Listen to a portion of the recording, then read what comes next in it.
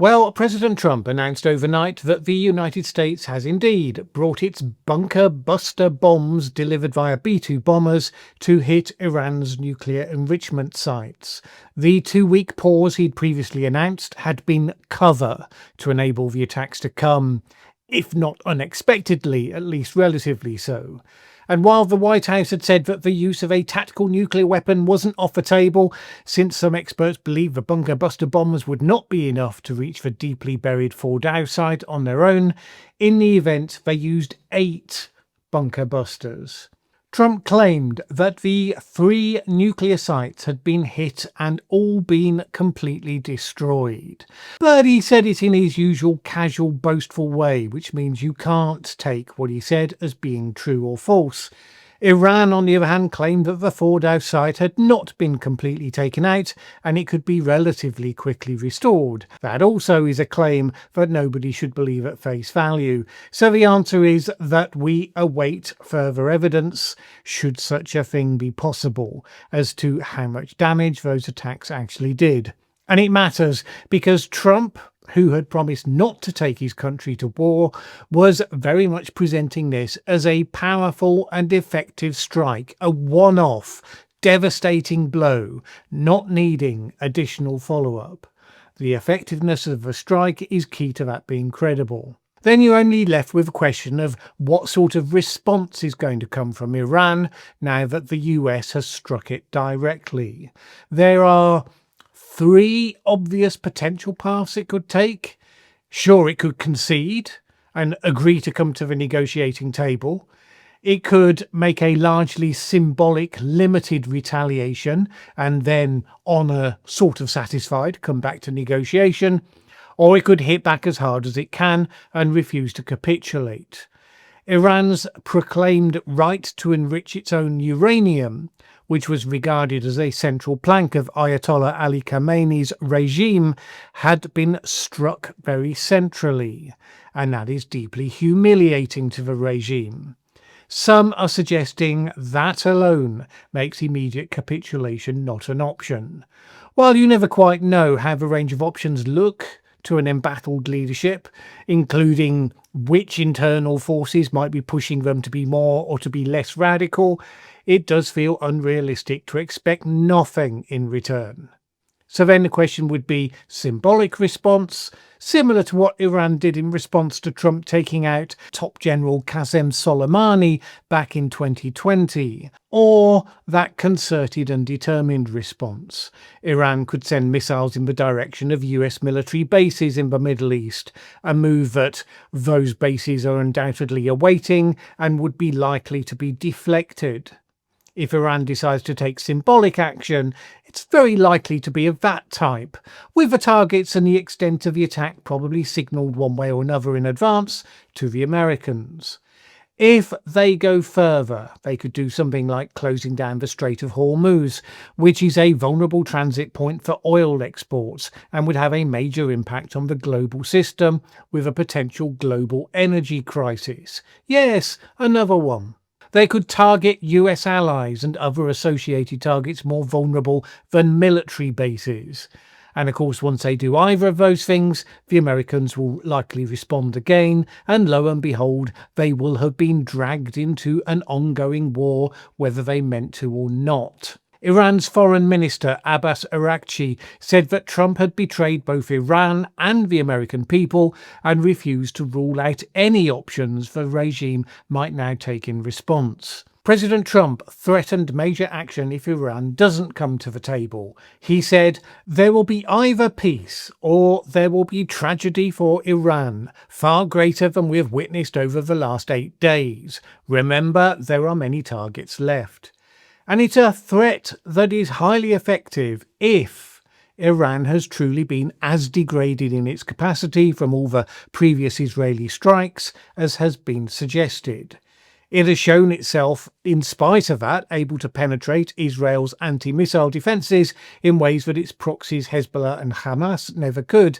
But does it really have the capacity to do anything to hurt the United States? And even if it does, what does it rationally hold to be the end game of doing so? From Trump's perspective, the picture in the immediate aftermath of action probably looks pretty rosy. He has now had that first taste of ordering a major military strike, and for all the aspirations of being the peace president, you could kind of see the glint in his eyes, the degree of power that role gives him. Many of the MAGA critics who'd been urging him not to do exactly what he has just done have suddenly found rationales to file in behind him now that he's done it anyway.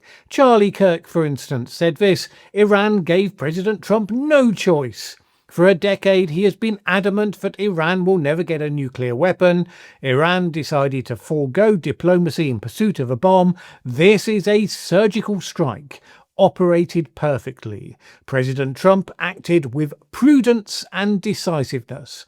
Not all the commenters below that tweet had failed to notice that this was a complete backtrack on his previous position. Before the strike, Republican Senator and former Navy SEAL Tim Sheehy had said that it was completely unrealistic for Republicans to argue the US could bomb the nuclear enrichment facilities at Fordo and call it a day. Rarely will one single action spell the end of a conflict. US taking out the nuclear capability, I don't think it's the end game. Miraculously, the world seemed completely different to him right after the strike, which he praised as the right decision. To the naysayers out there, this isn't starting a war, this is ending one. Iran has been at war with America for 46 years. The Iranian people should rise up and put an end to this murderous regime. Some others didn't quite so quickly fall into line, however. Steve Bannon, for instance, said that Israel had forced the president's hand. A lot of people I know that are Israel supporters are going to say, why are we doing the heavy lift here? And why are we engaging in combat operations in a war that's a war of choice? Republican Representative Warren Davidson said, while President Trump's decision may prove just, it's hard to conceive a rationale that's constitutional. Democrats were largely united in opposition to the strikes, although more often about the idea of Trump entering a war without congressional approval than necessarily because they thought destroying Iran's nuclear program was bad per se. Because in principle, only Congress can declare war. Now, that said, numerous presidents have carried out military strikes and operations of various sorts without such approval. So the question comes down to just how limited and containable an operation this turns out to be. House Minority Leader Hakeem Jeffries slammed Trump's strikes as reckless and unauthorized, warning that they risked a disastrous war in the Middle East.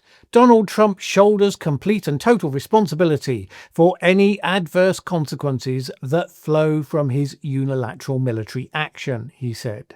There are others whose reactions will be interesting to watch, of course. Chief amongst those will surely be Vladimir Putin and the Russian state machine, an ally of Iran. The Kremlin has been left struggling to respond to events, according to the Moscow Times, quoting a number of Kremlin insiders.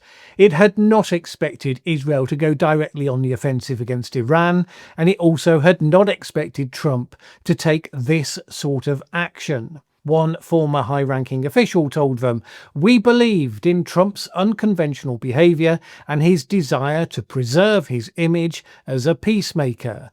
We expected he might go for temporary arrangements that would allow Iran to save face without a complete ban on uranium enrichment, and that he would try to prevent an Israeli attack." Of course, he did publicly try to dissuade such an attack. Netanyahu ignored him and went ahead anyway. Vladimir Putin had spoken to Trump, of course, and offered to act as a mediator between the two sides, and that was for one occasion so far, where he was rebuffed by Trump, who told him to focus on ending the Ukraine war first, which makes perfect sense because Trump does prefer speaking to antagonists directly, as has always been his way. Now that's left Russia. reviewing the landscape and concluding pluses and minuses. Ruslan Pukov of the Center for Analysis of Strategies and Technologies said that the events would likely lead to a full US pivot to aid Israel, distracting attention more completely from Russia's actions in Ukraine. But he also noted that if Moscow could do nothing to defend its ally Iran, its influence as a global world power would take a hit. He's also got to have left Putin re-evaluating Trump's America and its potential for taking action against Russia's interests. There's been evidence aplenty that Putin didn't really take Trump seriously, certainly didn't respect him much, saw him as easily manipulated, apparently highly resistant to taking against Russia's side in the Ukraine war, however much Russia failed to jump through the hoops that he held out. Putin probably thought that the taco label, Trump always chickens out, was highly appropriate. So does this mean he will have changed his mind? It's likely it will have reinforced for him one thing, that the US remains the enemy. However compromised its leadership is, it will still strike out at Russia's allies when the occasion arises. It's just that how and when it does so may have become that much more unpredictable. Will it have improved his respect for Donald Trump specifically? Well, you can only speculate, but I'm guessing not. As we covered a couple of days ago, it was always likely that taco would be overridden in this specific case because Israel had pushed Trump into a corner he couldn't simply duck out of. So he took the one strike and we're done option. Now he's left watching and hoping that it was enough to actually achieve that goal. Putin, who has been conducting war without let or hindrance for 3 years, he's unlikely to miscategorize that as an action. But we'll see. In the meantime, we're left waiting to see how the response to all of this from Iran plays out. If it all falls according to Trump's wishes, will that satisfy him?